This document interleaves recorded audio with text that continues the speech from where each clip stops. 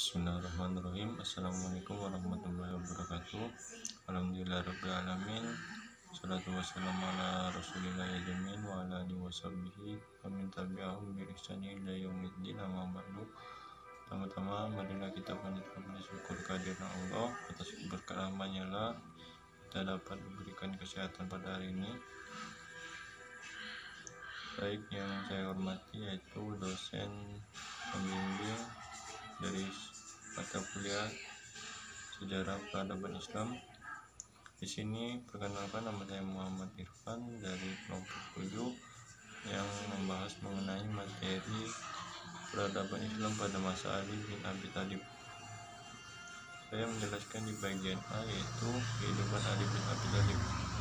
Nama lengkap Ali bin Abi Thalib adalah bin Abdi Manaf bin Abdul Muthalib bin Hasim bin Abdi Manaf bin Qusay bin Kilab bin Ka'ab. Nama ibunya adalah Fatimah binti Asad bin Hasim bin Abdi Manaf. Ibu dan bapaknya berasal dari suku Bani Hasim. Nama panggilan Abu Turab, yaitu karena pada waktu itu Ali pada saat tidur di masjid, pakaian yang ia kenakan yaitu lepas, sehingga ia tidur di atas tanah dan ia dipanggil oleh Rasulullah dengan Abu Turab, dan panggilan itu adalah panggilan yang sangat disukai Ali. Ia adalah anak kecil sejak 8 tahun yang telah membenarkan dan masuk Islam.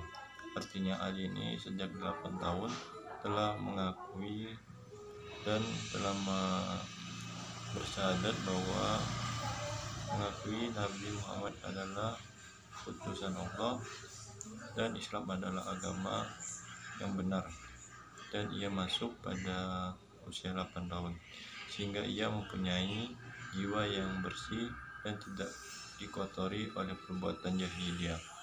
Artinya sejak kecil Ali ini sudah dididik oleh keluarga Rasulullah sehingga dia memiliki hati yang bersih, dan pada saat sifat-sifat jahiliyah merajalela di masa Arab itu sudah hilang di dalam hati dan pemikiran dari Ali bin Abi Thalib. Ia dibesarkan, dididik yang sudah saya jelaskan tadi, yaitu dididik dalam rumah tangga Rasulullah, sehingga ia sangat mengikuti jejak beliau dalam perkataan, perbuatan, dan sikap Rasul. Jadi Ali ini sudah dididik dalam keluarga Rasul sehingga ia memiliki sikap dan sifat yang baik.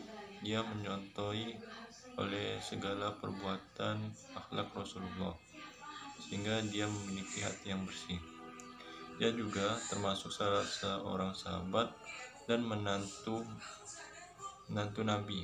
Jadi ini Ali bin Abi Thalib merupakan menantu Nabi yang menikahi anak Nabi, yaitu Fatimah, dan merupakan anak dari bapaknya dari Hasan dan Husain.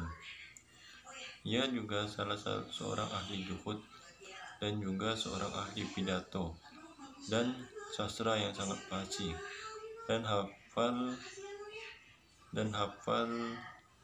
dalam membentuk sastra yang baik, sehingga dia dijuluki sebagai seorang ahli juhud yang sudah saya jelaskan. Dan dia juga mengumpulkan orang-orang penghafal Al-Quran pada masa itu, yang saat itu sudah mulai berkurang dan sudah banyak yang meninggal akibat dari perang. Ia juga termasuk salah seorang yang dikembirakan dijamin masuk surga. Artinya Ali ini adalah seorang yang sangat gagah dan pemberani, setimbang dari 1000 musuh, salah seorang yang bertahan bersama Nabi saat perang Uhud. Artinya Ali ini sudah dijamin oleh Allah masuk surga karena ia merupakan salah satu sahabat Nabi yang paling dekat, dan hanya ialah yang bisa tidur di tempat ranjangnya Rasulullah Shallallahu Alaihi Wasallam dibandingkan dengan sahabat yang lain. Itulah karena ia diberi kemuliaan oleh Allah dan dijamin masuk surga oleh Allah Subhanahu Wa Taala karena segala perjuangannya dalam menyebarkan dakwah Islam. Ali bin Abi Thalib menjadi utusan Nabi dan mendapat kepercayaan dan kemuliaan dengan mengutus ke negeri Yaman ketika usianya masih sangat belia. Ia mendapatkan dan didoakan oleh Nabi sehingga seluruh sahabat mengakui Ali lah orang yang terpandai dan mengetahui tentang keadilan. Artinya di sini Ali ini mendapatkan kepercayaan penuh dari Rasulullah SAW sehingga Rasulullah mengutusnya untuk pergi ke Yaman ketika usianya masih sangat kecil, dan juga ia mendapatkan kehormatan untuk menjabat sebagai wakil Nabi, yaitu sebagai wali kota Madinah. Dan ketika Nabi pergi bersama Jasul Usra perang Tabuk, jadi ia mengikuti seluruh sabil yang dilakukan oleh Nabi kecuali perang Tabuk karena ia bertugas di Madinah. Jadi Ali ini adalah dia memimpin kota Madinah sebagai wali kota pada waktu itu. Dia mengikuti segala perang yang dilakukan oleh Nabi kecuali tadi yaitu perang Tabuk karena dia sedang memimpin kota Madinah yang waktu itu ditinggalkan oleh Rasulullah dan diserahkan kepada Ali. Ali ini adalah sosok yang sangat dekat bagaikan Nabi Musa dan Nabi Harun, dan kedekatan itu telah Rasulullah sampaikan bahwa tiada nabi setelah aku, jikalau ada nabi setelah aku adalah yang akan diutus. Artinya begitu dekat antara Ali dan Nabi Muhammad SAW, bagaikan ayah dan anak. Begitu luar biasanya kehidupan Nabi, begitu luar biasanya kehidupan Ali sehingga ia mendapatkan kedudukan yang mulia di sisi Allah dan dijamin masuk surga. Baik, itulah yang dapat saya sampaikan di bagian A, yaitu kehidupan Ali bin Abi Thalib. Mohon maaf atas segala perkataan dan yang saya sampaikan terhadap salah perkataan, dan terima kasih atas perhatiannya. Selanjutnya saya akan serahkan kepada rekan saya yang lain. Nama saya Wulan Widianti Asih, kelas PAI 2A, NIM 11901033, mata kuliah Sejarah Peradaban Islam 1 dari kelompok 7. Kali ini saya akan membahas poin B, peran Ali bin Abi Thalib dalam kemajuan Islam. Beberapa saat setelah menikah, pecahlah Perang Badar, perang dalam sejarah Islam untuk yang pertama kalinya. Di sini, Ali betul-betul menjadi pahlawan di samping Hamzah, paman Nabi. Banyaknya Quraisy Mekah yang tewas di tangan Ali masih dalam perselisihan. Tapi semua sepakat beliau menjadi bintang lapangan dalam usianya yang masih sangat muda, sekitar 25 tahun. Setelah itu, terdapat pula Perang Khandaq di mana peperangan itu menjadi saksi nyata keberanian Ali bin Abi Thalib ketika memerangi Ammar bin Abdi Wud. Dengan satu tebasan pedangnya yang bernama Zulfikar, Ammar bin Abdi Wud terbelah menjadi 2 bagian. Selain itu, Perang Khaybar setelah Perjanjian Hudaybiyah yang memuat perjanjian antara kaum Muslim dengan Yahudi. Di kemudian hari, Yahudi mengkhianati perjanjian tersebut, sehingga kaum pecah melawan Yahudi yang bertahan di benteng Khaybar yang sangat kokoh, biasa disebut dengan Perang Khaybar. Di saat para sahabat tidak mampu membuka benteng Khaybar, Nabi SAW bersabda, "Besok akan kuserahkan bendera kepada seseorang yang tidak akan melarikan diri. Dia akan menyerang berulang-ulang dan Allah akan mengaruniakan kemenangan baginya. Allah dan Rasulnya mencintainya dan dia mencintai Allah dan Rasulnya." Maka seluruh sahabat pun berangan-angan mendapatkan kemuliaan tersebut. Namun, ternyata Ali bin Abi Thalib lah yang mendapatkan kehormatan serta mampu menghancurkan benteng Khaybar dan berhasil membunuh seorang prajurit terbelah menjadi 2 bagian. Hampir semua peperangan beliau ikuti kecuali perang Tabuk karena pada saat itu beliau mewakili Nabi Muhammad untuk menjaga kota Madinah. Setelah Nabi wafat, hampir semua pihak sepakat tentang riwayat Ali bin Abi Thalib. Perbedaan pendapat mulai tampak ketika Nabi Muhammad SAW wafat. Syiah berpendapat sudah ada wasiat bahwa Ali bin Abi Thalib harus menjadi khalifah bila mana Nabi SAW wafat. Tetapi Sunni tidak sependapat. Sehingga pada saat Ali bin Abi Thalib dan Fatimah masih berada dalam suasana duka, orang-orang Quraisy bersepakat untuk membayat Abu Bakar. Menurut riwayat dari Al-Yaqubi dalam kitab tarikhnya, jilid 2 menyebutkan suatu peristiwa sebagai berikut. Dalam perjanjian pulang ke Madinah, seusai menunaikan ibadah haji, malam hari Rasulullah SAW bersama rombongan tiba di suatu tempat dekat Jifrah yang dikenal dengan nama Ghadir Qum. Hari itu adalah hari ke-18 bulan Zulhijjah. Ia keluar dari kemahnya kemudian berkhutbah di depan jamaah sambil memegang tangan Imam Ali bin Abi Thalib. Dalam khutbahnya itu, antara lain beliau berkata, "Barang siapa menganggap aku ini pemimpinnya, maka Ali adalah pemimpinnya. Ya Allah, pimpinlah orang yang mengakui kepemimpinannya dan musuhilah orang yang memusuhinya." Pengangkatan Abu Bakar sebagai khalifah tentu tidak disetujui keluarga Abdul Bait, keluarga Nabi Ahlul Bait dan pengikutnya. Beberapa riwayat berbeda pendapat waktu pembayatan Ali bin Abi Thalib terhadap Abu Bakar sebagai khalifah pengganti Rasulullah. Ada yang meriwayatkan setelah Nabi dimakamkan, ada yang beberapa hari setelah itu, yaitu 6 bulan setelah meninggalnya Rasulullah demi mencegah perpecahan umat. Ada yang menyatakan bahwa Ali belum pantas untuk menyandang jabatan khalifah karena umurnya yang masih sangat muda. Ada pula yang menyatakan bahwa kekhalifahan dan kenabian sebaiknya berada di tangan Bani Hashim. Sekian dari saya. Assalamualaikum warahmatullahi wabarakatuh. Nama saya Rozaki Anisda Subagio dari kelas PAI 2A. Saya kelompok 7 pada mata kuliah Sejarah Peradaban Islam yang membahas tentang sejarah peradaban Islam pada masa Khalifah Ali bin Abi Thalib. Di sini saya akan membacakan makalah saya, yaitu pada poin C dan D.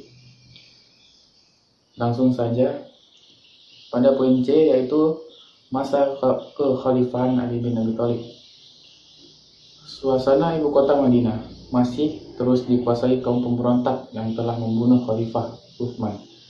Orang Madinah mengadakan rapat kilat dan memutuskan Ali diangkat menjadi khalifah. Awalnya Ali menolak, namun akhirnya Ali menerima menjadi khalifah.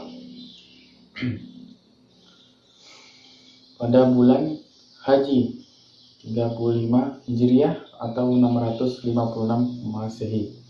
Rupanya banyak pemimpin Islam yang tidak setuju, seperti di Mekah, Mesir, Syam, dan Damaskus. Akibatnya, pemimpin Islam banyak yang tidak taat kepada khalifah. Timbul goncangan di beberapa daerah terus bergejolak. Pemimpin Islam yang memberontak adalah seperti Muawiyah di Syam, Amr bin As di Mesir, Tolhah dan Zubair di Mekah, yang akhirnya bergabung di Syam. Sedangkan orang di Madinah sibuk memikirkan bagaimana menenteramkan umat Islam dan menyatukan kembali. Pemimpin-pemimpin sibuk bermusyawarah dan akhirnya mengambil keputusan mengamankan pemberontakan, walaupun dengan mengadakan perang. Peristiwa pembunuhan Khalifah Utsman mengakibatkan kegentingan di seluruh dunia Islam. Ali satu-satunya khalifah yang dibaiat secara massal. Ali bin Abi Thalib khalifah keempat yang memerintah selama sekitar 5 tahun. Saat pemerintahnya terjadi Perang Jamal, 20.000 pasukan pemimpin Ali melawan 30.000 pasukan pemimpin Zubair bin Awam, Thalhah bin Ubaidillah, dan Ummul Mukminin Aisyah binti Abu Bakar. Perang tersebut dimenangkan Ali bin Abi Thalib. Selanjutnya, Sayyidina Ali mencopot para gubernur periode Khalifah Utsman dan menggantinya. Gubernur itu adalah Utsman bin Hunayf, Umarah bin Syihab, Abdullah bin Abbas, Ubaidullah bin Abbas, Qais bin Sa'ad, Muhammad bin Abu Bakar, dan Sal bin Hunayf. Selanjutnya, Mesir telah dikepung oleh prajurit Syam dipimpin oleh Amr bin As atas perintah Muawiyah. Khalifah Ali hendak mengirim bantuan pasukan kepada Muhammad bin Abu Bakar, gubernur Mesir. Terlambat orang Kufah mengindahkan semuanya. Muhammad bin Abu Bakar terbunuh dan Mesir berpindah ke tangan Muawiyah. Khalifah Ali hanya mengambil gaji dari harta negara seukuran biasa menjadi penghidupannya seorang penduduk di kalangan pertengahan. Dengan gaji sebesar itu, dia tidak pernah mencapai taraf kehidupan yang disebut makmur dan mewah. Gajinya hanya mencukupi diri sendiri dan keperluan penting keluarganya. Selanjutnya, poin D, yaitu dinamika pemerintahan di masa kepemimpinan Ali bin Abi Thalib. Kekhalifahan Ali penuh dengan perlawanan dalam menumpas berbagai fitnah dan kerusakan. Tidak tenang dan damai, penaklukan Islam tidak berkembang pada periodenya. Aisyah, Zubair, dan Thalhah membuat satu pergerakan untuk membalas dendam atas kejadian itu. Muawiyah, gubernur Suriah, memimpin administrasi Bani Umayyah, mengganti bentuk negara